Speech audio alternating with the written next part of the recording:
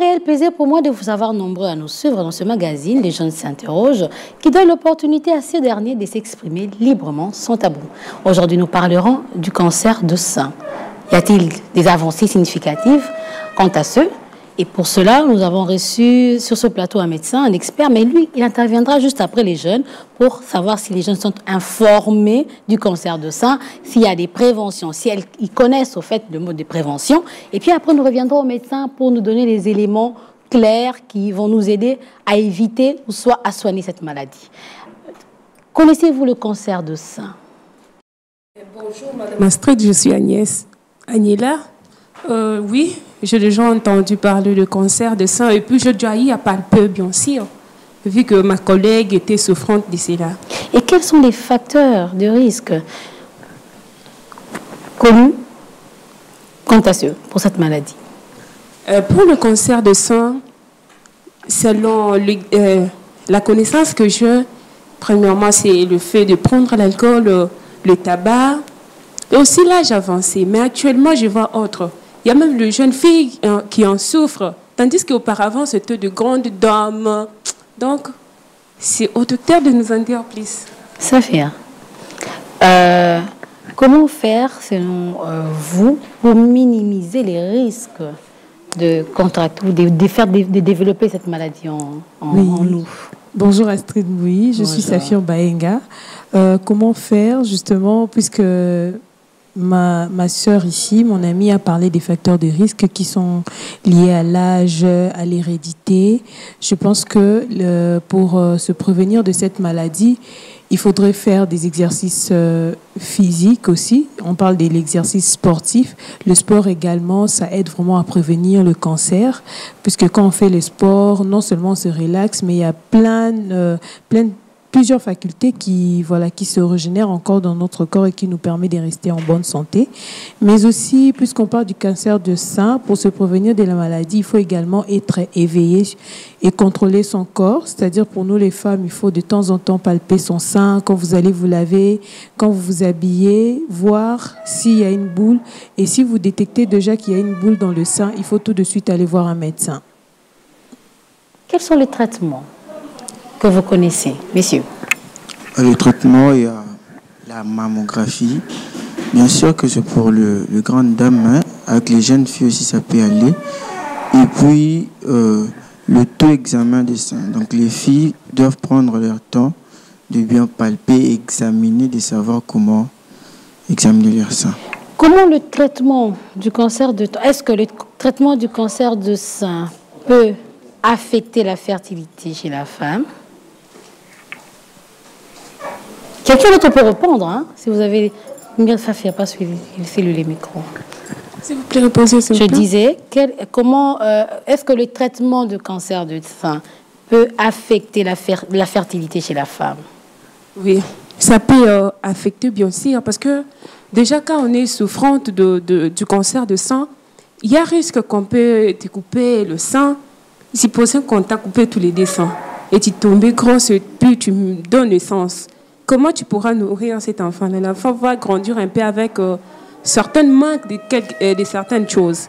Et aussi, s'il arrivait aussi que tu as déjà les cancers, bien sûr, tu es grosse et que tu es tout le temps malade aussi, ça va aussi empêcher la croissance de l'enfant, bien sûr.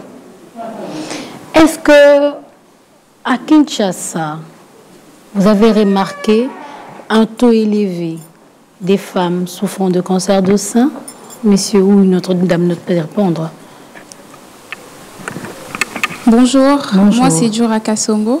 Bon, selon moi, je n'ai pas vraiment remarqué des taux élevés ici à Kinshasa avec cette maladie de cancer. Donc. Ok. Et quand est-ce que vous-même, femme, je sais qu'il y a plusieurs campagnes de sensibilisation pour le dépistage volontaire et ce dépistage est gratuit. Est-ce que vous avez déjà eu le temps d'aller vous faire dépister? Si oui, pourquoi? Sinon, pourquoi? Moi, particulièrement, je n'ai jamais eu à me faire dépister. Hein? Mais si souvent aussi, c'est la négligence. À des fois, je dis, l'ère à laquelle on doit aller s'examiner, bien sûr.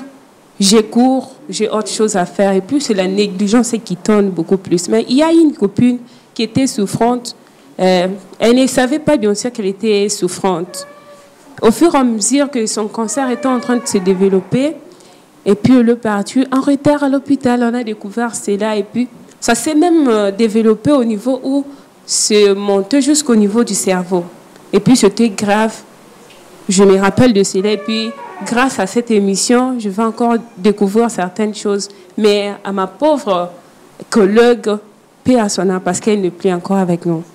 Oui, Baenga. Je voudrais renchérir en disant que moi, je l'ai déjà fait. J'ai fait la mammographie. Déjà, je n'étais pas très bien informée sur la maladie. Mais ce qui m'avait conduit à faire cet examen, c'est que pendant mes périodes de menstruation, j'avais des petites douleurs au niveau de sein et quand je me suis rendue à l'hôpital, eh bien, le docteur a préconisé cet examen histoire de vérifier, savoir si je suis vraiment en bonne santé. On avait commencé avec l'échographie, mais dans l'échographie, on n'avait rien vu. C'est alors que le médecin dit que non, ce n'est pas l'examen approprié. Il faut faire la mammographie. Parce qu'avec l'échographie, il se peut qu'il y ait vraiment la présence d'une boule, mais que ça ne soit pas remarqué ou vu. Alors, je suis allée faire cet examen.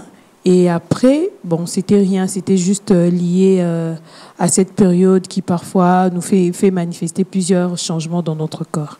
Ok, merci beaucoup pour vos réactions, vos réponses. Je me tourne vers l'expert qui va, lui, nous aider à comprendre si il y a des avancées ou qu'est-ce qu'il faut faire pour prévenir le sein. Bonjour, monsieur Guy Londo-Lalodi. Bonjour tout le monde. Vraiment heureux d'être ensemble avec vous. Moi, c'est Dr Guy Londo-Lalodi.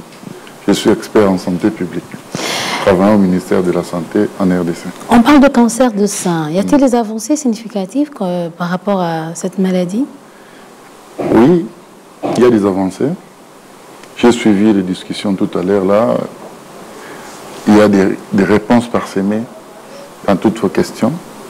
Vraiment, aujourd'hui à Kinshasa, en RDC, nous avons des grandes infrastructures sanitaires qui nous proposent des examens vraiment à très haute qualité. Jadis, on était contraint de voyager vers l'étranger. À ces jours, nous pensons que tous les examens sont réalisables dans notre pays. Y a-t-il des coins où la présence, si je peux le dire comme ça, du cancer de sein est plus élevée que d'autres? Si oui, dans quelle zone on peut trouver les femmes atteintes du cancer de sein? Et dans quelle autre zone on ne peut pas trouver assez de femmes? Et c'est dû à quoi? Merci beaucoup, madame. On parle du cancer du sein. Est-ce que je peux vous reposer la question des cancers du sein, c'est quoi? C'est d'abord là qu'il faut savoir. Il y a des questions qu'on s'est posées ici. Les cancers, d'abord, c'est une évolution d'une tumeur bénigne vers sa phase maligne. Ça veut dire le passage du bénin au malin. Si ces termes s'avèrent un peu difficiles, les cellules sont contrôlées par un système instauré dans notre corps. À un moment donné, si nous ne parvenons plus à contrôler la multiplication de nos cellules, c'est ça la malignité d'une cellule. C'est ça. J'ai entendu tout à l'heure mademoiselle qui a dit traditionnellement, lorsqu'on se lave, il faut palper ses seins, savoir s'il y a la présence des petites bulles. Oui, chez certaines femmes, ça peut exister, d'autres non. Ça, c'est lié au dysfonctionnement hormonal. Lorsqu'on voit ces menstrues, on sécrète un certain nombre d'hormones qui facilitent l'apparition d'abord de ces menstrues et leur expulsion. Cette genèse, cette collaboration, ce système hormonal dans l'organisme, lorsqu'il devient incontrôlé, c'est là qu'il y a la présence du cancer. Ça veut dire quoi? De petites bulles que vous avez dit tout à l'heure, oui, il faut faire des examens histologiques savoir si le caractère est malin ou il est bénin. Mais dans votre situation, c'était bénin. Peut-être le médecin ne t'avait pas dit. La mammographie en question vient confirmer les lieux exacts et la nature de cette cellule. C'est ça. Mais pour revenir à votre question, il fallait comprendre d'abord le cancer, c'est quoi. Pour revenir là, c'est la prévalence vraiment. On a eu à gérer ces situations. C'est plus élevé dans d'autres provinces parce qu'on n'a pas encore fait des enquêtes que dans d'autres. Il n'y a que les résultats d'enquête qui peuvent dire c'est plus élevé soit au Katanga, plus élevé soit au nord Kivu, au sud Kivu, qu'à Kinshasa. Mais je ne dis pas que vous êtes exclus de faire cette maladie. Tout le monde est disposé, d'autant plus que je vais revenir encore à une question que vous voulez poser. Quand il s'agit du cancer, il y a des facteurs prédisposants, tels que l'hérédité. Ta mère aurait fait le cancer du sein, vous avez 10% de chances de développer cette maladie. Il y a également la prédisposition actuelle. Comment je vais dire, vous prenez beaucoup de vivres frais. Il y a des particules, les résidus hormonaux qui restent, qui peuvent perturber également le fonctionnement du corps. Il y a également quelqu'un qui est soumis à une hormonothérapie. Les hormones que vous donnez dans le traitement, que vous connaissez tous, à l'aise, les thyroïdiennes, toutes ces hormones également prédisposent à nos gens, à nos très chères mamans et épouses à faire des maladies. Mais jusque-là, il y a plusieurs facteurs que nous devons développer. Mais on dit aussi le surpoids aussi à la base de la Le surpoids, c'est une conséquence. C'est une conséquence lorsqu'on est exposé à prendre beaucoup de vivres frais. Bon, il y a des personnes qui sont obèses héréditairement, si je peux le dire comme ça. Ouais. Et ces personnes-là sont vraiment prédisposées que d'autres qui sont sveltes. Les contrôles minutieux et réguliers de sa santé, tels que nos participants l'ont dit, les contrôles, ça veut dire, ça ne fait pas de vous l'obésité une prédisposition à faire les cancers du sein.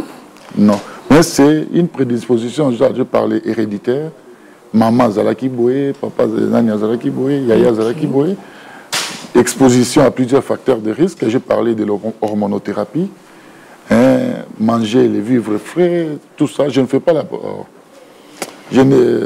je ne décourage pas ceux qui mangent. Cela dépend des moyens. Oui, mais parlons de traitement. Il y a des traitements prometteurs. Vous pouvez nous citer les traitements qui existent, déjà pour le cancer de sein. Quel traitement, à quel moment?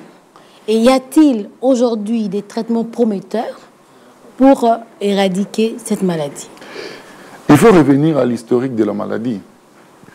Jadis, vous avez les cancers. Quand je dis l'évolution d'une tumeur bénigne vers sa malignité, jadis, vous développez les cancers du sein, on devait compter les mois. 1 mois, 2 mois, vous partez. Ça veut dire une grande létalité. Ça veut dire une grande mortalité. Aujourd'hui, il y a des moyens de prévention. L'évolution, je ne veux pas citer les médicaments ici. Ça serait peut-être notre secret médical. Il y a des moyens efficaces. Aujourd'hui, dans tout traitement, c'est prolonger la vie. C'est ce que nous cherchons tous. Nous voulons prolonger la vie, cette vie qui était raccourcie par la présence du cancer. Aujourd'hui, dès que vous voyez que le diagnostic est établi, il y a des médicaments. C'est ce que j'ai appelé tout à l'heure hormonothérapie. Les médicaments à base d'hormones. Là, le sein est aussi spécifié dans la production. Vous savez, l'allaitement maternel, c'est le sein. Vous ne savez pas comment le lait sort. Ça, c'est un système hormonal qui est interne, qui établit la production accrue du lait lorsque la maman, qu'on appelle vulgairement maman allaitante. C'est ce système-là qui est régulé par les hormones.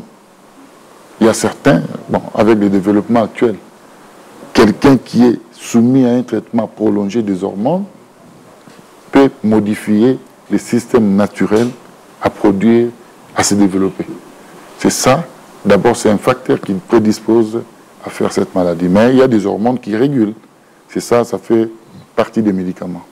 Actuellement, il y a 3 types de médicaments. Là, je parlais des médicaments hormonaux, hein, à base, on appelle autrement la chimiothérapie. Hein, à base de la chimie, il y a la radiothérapie. Dès qu'il y a la présence du cancer, on bombarde les rayons X pour tuer toutes ces cellules anormales. Ce traitement également est à nos jours. Il y a un autre mode de traitement qu'on appelle la chirurgie, vulgairement appelée l'ablation.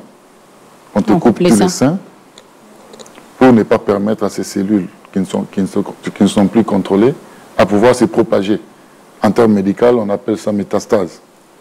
Ce sont autant de pratiques que nous mettons en œuvre pour prolonger la survie de la personne atteinte par les cancers du sein. Oui. Alors, docteur, ici, le jeune s'interroge. Moi, je m'interroge. Je voudrais savoir, est-ce que la boule dans le sein, c'est le seul symptôme? Puis, est-ce qu'une femme peut se surprendre comme ça, déjà très malade au niveau de son sein, sans avoir constaté la boule en amont? Est-ce qu'il y a d'autres symptômes qui peuvent alerter la femme à part la boule? Merci. Moi, j'aimerais, si tu n'avais pas fait le journalisme, j'aimerais que tu sois médecin. Parce que tu as l'expérience du cancer, là. Hein? Tu as cette expérience. J'ai dit le cancer du sein, c'est une évolution de la maladie. Tel que vous avez été aussi à l'hôpital, vous avez senti des petites boules. Il faut bien localiser. Là, on dit c'est le moyen préventif, il faut localiser. Sokola, Simbanzo, Tonao, partout. Et comme en a phase que tu puisses t'exciter, mais Simba pour te contrôler.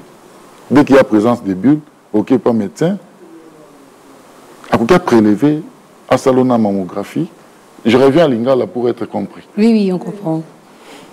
À ça, il y a un examen. Mais à ça, il peut faire l'examen, trouver que c'est une tumeur bénigne. Alors, si c'est bénigne, on peut seulement te prescrire un certain nombre de médicaments, c'est pas un problème. Mais nous ne voulons pas que cette tumeur bénigne puisse se développer vers la tumeur maligne, qu'on appelle cancer. Vous comprenez? C'est ce contrôle qui sera régulier, qui va vous encourager à vous auto-évaluer. Alors, si ça évolue, moi je ne suis pas pour que ça puisse évoluer, si ça évolue vers le cancer, il y aura des signes. L'apparition des douleurs, cette bulle-là sera douloureuse. Et même au point cutané, au point de la peau, il y aura changement de coloration. Et comme le col jaune. Mais pour être spécifié qu'ils ont cancer, nous, on recourt, parce que Dieu, merveilleux qu'il est, a mis un système plus informatisé même que les ordinateurs. Il y a des ganglions. Ce sont des cellules immunitaires, les satellites qui se trouvent dans nos aisselles. Il y a mon agazon, au vimbi, la casquette hein, ça vous arrive, non? C'est ce qu'on appelle les ganglions. Dieu a mis en place ce système. Dès qu'il y a une infection, il y a présence d'une cellule étrangère, ça s'inflamme.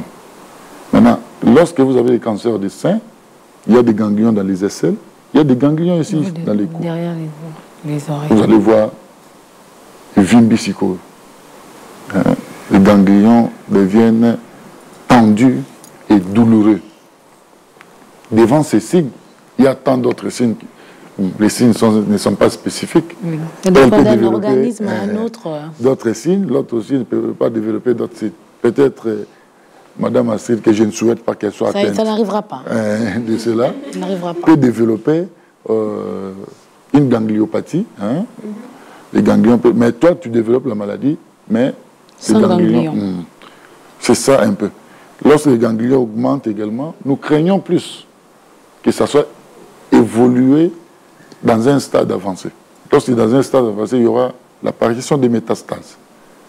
Ces cellules-là peuvent projeter même au niveau du cerveau, même au niveau des os, au niveau du cœur, au niveau du poumon. Et comment généraliser, ça sera maintenant tard. Pas de chance de survie. Les chances de survie dépendent également de soit lorsque tu es arrivé à temps ou lorsque tu es arrivé en retard. Alors, docteur, une personne atteinte de cette maladie peut vivre combien d'années? La durée. Aujourd'hui, je n'insulte pas notre système de santé, mais cela demande des moyens. Parce que lorsqu'on va vous demander une séance de radiothérapie, c'est à 1000 $. Qu'est-ce que tu vas faire pour obtenir autant de séances de Ça demande radio? beaucoup d'argent. Parce qu'on va vous dire peut-être par mois, on vous donne 2 séances. Et les mois prochains, tu peux survivre. Bon, cela dépend des moyens financiers. Hein? Cela dépend également de l'efficacité du système sanitaire. Mais d'après nous, lorsqu'on appelle déjà cancer, c'est une maladie mortelle. Mais ce sont des moyens qui nous permettent également de prolonger la vie. Cela dépend également du système, de l'efficacité du système sanitaire. On parle du cancer de sein, mais on fait allusion aux femmes. Est-ce qu'il y a un pourcentage de cancer des seins chez les hommes également? Parce que là, quand on parle, on voit plus les femmes, même quand les gens interviennent. Les hommes sont restés calmes, comme s'ils n'étaient pas concernés. Mais est-ce que les cancers des seins ne concernent que les femmes ou ça concerne aussi les hommes? Si ça concerne les hommes, quels sont les signes qui peuvent alerter les hommes, pour qu'ils puissent savoir quand même que c'est un début de tumeur, qu'ils doivent aller à l'hôpital et tout? Je vous repose la question. Est-ce que l'homme a des seins? Oui.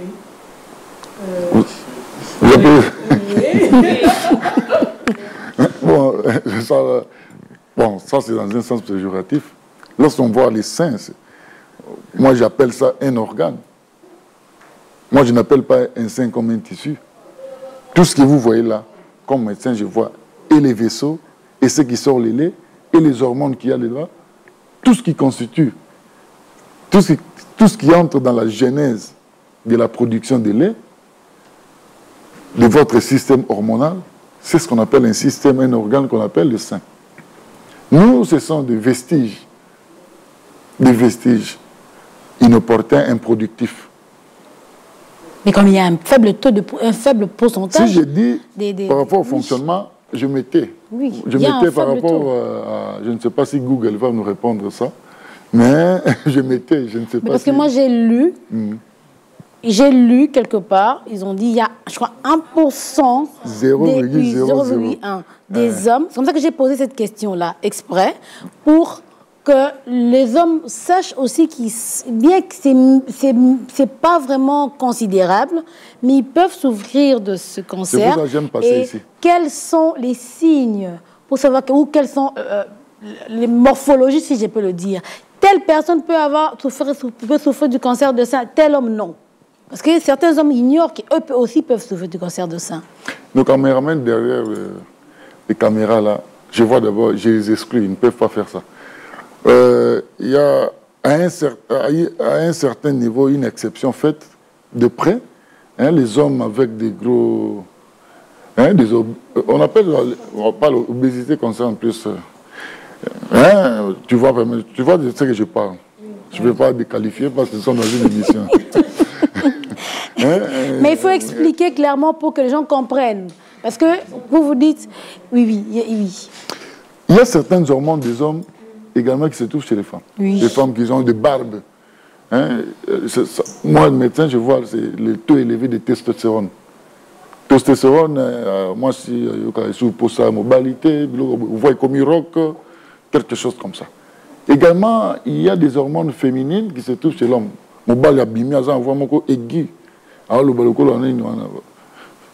Ça arrive. Alors, on voit maintenant ce qui va se développer dans les cancers. Ces hommes-là, cette catégorie prédisposée, avec la présence des hormones féminines chez eux, peuvent également développer certaines maladies féminines. Ok. Moi, je ne vous dis pas d'être... Pour le baraté, au cancer, nous tous nous sommes concernés. Parce que oui, docteur Guy Naboué. Ok. Le monsieur là-bas, au fond. Docteur, il y a certains hommes, ils peuvent être là, mais il ne sait pas si vraiment il est atteint par une maladie. Il est là, quels sont vraiment les signes secondaires qu'un homme vraiment peut aussi savoir que là, vraiment, il est attaqué par le cancer? Parce que selon les explications, il y a même un maximum de pourcents pour que l'homme puisse aussi avoir cette maladie. Merci. Pour être exclu, d'abord, c'est le contrôle régulier. Je demande même à Mme Astrid, à ma droite ici, depuis le début de l'année, que sa visite médicale, rien que pour le contrôle. Nous sommes au mois de mars. J'étais à l'hôpital en janvier. Pour raison de maladie, peut-être tu avais des malaises. Depuis, ça c'est en parenthèse, depuis mon dernier truc, ne peut dire que ça dépend d'une personne à une autre. Okay. Et puis ça dépend de l'âge d'une personne à une autre. Et quand on dit, il y a des gens qui sont prédisposés par rapport à l'âge et l'hygiène sanitaire, c'est plus accentué pour éviter telle ou telle autre chose. Et très souvent, les jeunes ne vont à l'hôpital que quand ils sont malades. C'est ça la réponse que je voulais. On ne va à l'hôpital que lorsqu'on a des douleurs, lorsqu'on a ceci, lorsqu'on a cela. Nous, les hommes, je dis la palpation. Ça, c'est traditionnel, nos grands-pères. Lorsque la maman s'est lavée, même lorsque nous lavons, il faut bien contrôler son corps. Partout, il faut se toucher, se voir si nous sommes ce que nous voulons que le médecin puisse découvrir. Ça veut dire le contrôle régulier, minutieux, auprès du personnel de santé, la personne qui est habilitée à le faire. Les contrôles vous permettra vraiment de prévenir que le pire puisse arriver. Nous sommes arrivés presque à la fin de l'émission. J'aimerais donner un peu plus de temps aux médecins pour un message, surtout pour ceux qui nous suivent à la maison. Que retenir du cancer de sein, les préventions et les traitements? Donc, en peu de mots, en 1 ou 2 minutes, la personne qui nous suit maintenant, il retient quelque chose. Qu'est-ce qu'il peut retenir? Merci. J'ai vu l'attitude, tout le monde est tellement excité par ce débat, malheureusement. on pourra revenir plusieurs fois. Oui. Moi, je suis médecin, je vois l'attitude. C'est parce que nos 30 minutes sont en train de s'épuiser. Okay. C'est un débat de jeunes. Oui. Pour revenir au cancer du sein, c'est un problème de santé publique qui existe dans le monde. Nul ne peut s'outrepasser de cet appareil, ce système qui nourrit même moi, par ma taille, tout ce que je suis.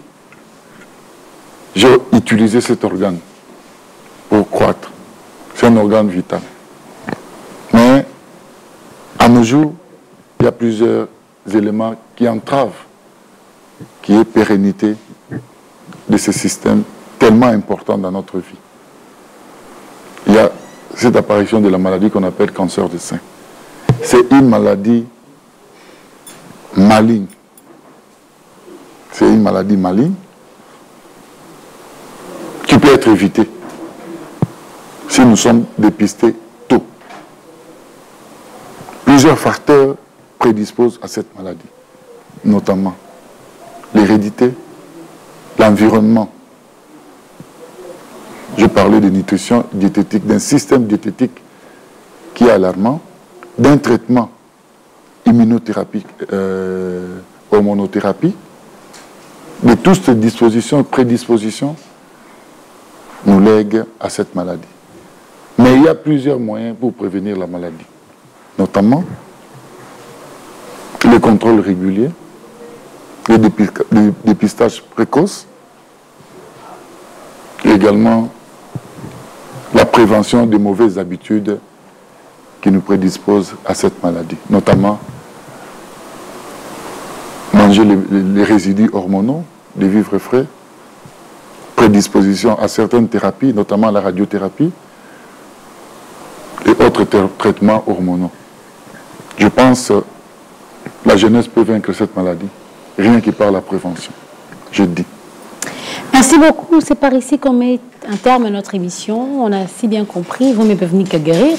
N'allez pas à l'hôpital seulement quand vous êtes malade, mais faites un effort d'y aller pour les contrôles, pour savoir si vous êtes en bonne santé ou vous développez déjà une maladie. Et je vous dis merci. On se retrouve très prochainement avec un tout nouveau numéro et ce même plaisir. Au revoir.